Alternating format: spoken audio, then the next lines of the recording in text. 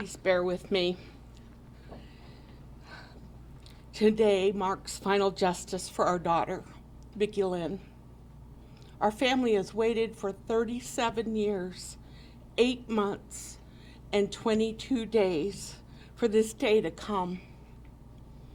Vicki Lynne was born on February 2nd, 1976, a bicentennial baby, blessing this earth on Groundhog Day.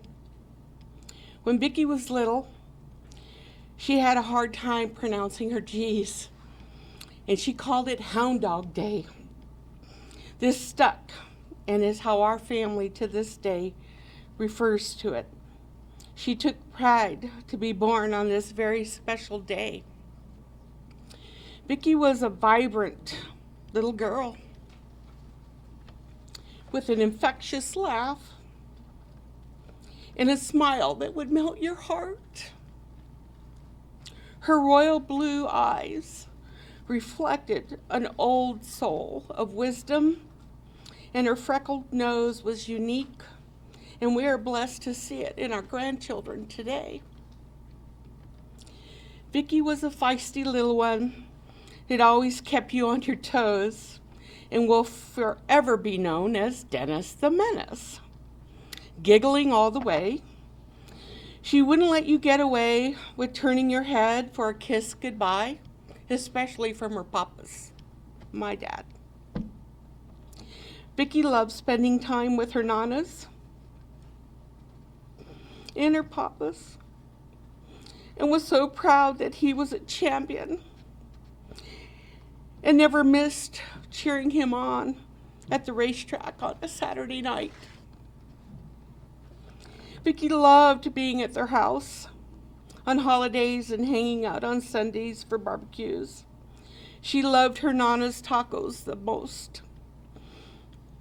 She could put away 5 tacos without batting an eye, and she was only 8. She loved it when her Aunt Kimmy would come and babysit and feed her SpaghettiOs and French fries, her other favorite. Vicki loved going swimming at Grandma and Grandpa Carlson's house. Her Grandpa Carlson had a soft spot for her, calling her Oogle Boogle. Actually, he's the one who nicknamed her Dennis. And she especially loved the homemade raviolis they made for the holidays. Vicki loved the homemade sweet pickles her Grandma Hoskinson always had in the fridge, the pallet bed she slept on with her cousins, and going to church with her on Sundays. I always had to dress Vicki last whenever we were ready to go somewhere, because she would always manage to find a mud puddle, a pile of dirt, or the water fountain, or a chocolate bar. She'd find something to get herself dirty. Vicki was smart, she was witty, kind, and loving. She had a temper. People say she was a mini me. I'm really proud of that. She loved playing Barbies with her sisters and playing dress up in their playhouse and in the backyard, and dressing up her little brother, Brian, in girl clothes and pushing him around the neighborhood in the stroller with his sisters, Carrie and Stephanie. She was proud to be a big sister and thought it was fun to put Brian in the laundry basket and drag him around the house. Vicki loved her trips to the lake and boat rides and nights under the starry sky, and her love for her sisters and brothers were immeasurable. Vicki was a fierce competitor and was good at anything she tried. Tetherball, racing across the monkey bars, and her love of softball was evident. I can't help but think that she would have been a Wildcat softball player, just like her cousin Allie.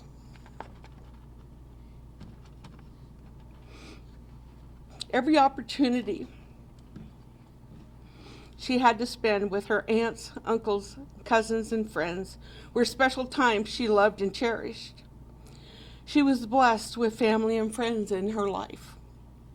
In her death, she did the same. You didn't have to personally know her to know Vicki, to love her. It is Vicki's gift to us that we get to see her and our grandchildren, each having a different part of her vivacious personality, her competitiveness, her compassion, and her love for others. As her parents, we could not be prouder of her and her accomplishments in her 8 short years of life. Vicki, you made a difference. The lives you saved, the hearts you touched, we'll never know. I hope you're proud of us and how we've carried on your legacy. To my sister Lori, I know you have carried a burden all these years since Vicki was taken on your birthday. Please know, Vicki would want you to fully celebrate your birthday and not look back. I hope you can finally fully feel the joy of that day now as it's set free.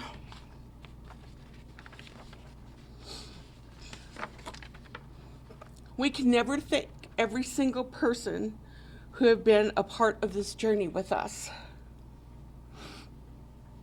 There are far too many individuals to individually name, but you all know who you are. From every law enforcement agency, victim services advocate, attorneys, prosecutors, A.T. Mark Bonovich, Arizona Department of Corrections, Rehabilitation and Reentry, we thank you, and the media. We thank you for all your hard work, dedication, your support that you've given our family over all these years. So many of you have become personal friends today. Another precious gift from Vicki.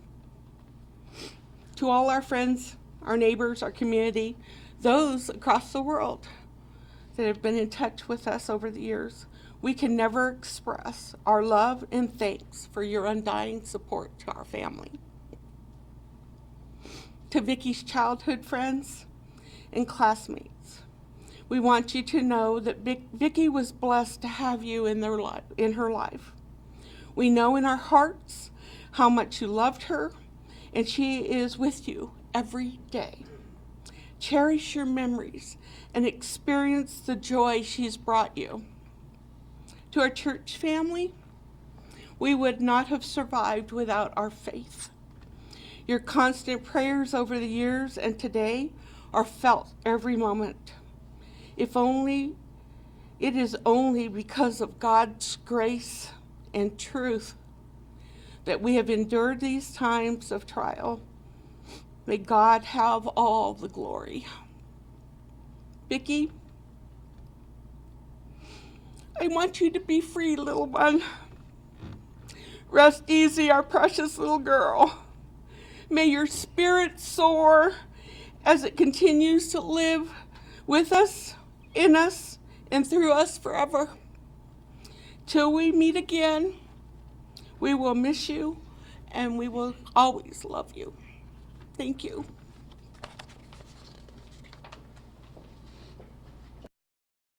Thank you, Mrs. This concludes our press conference. I would ask that you allow the Carlson family to leave, please, first.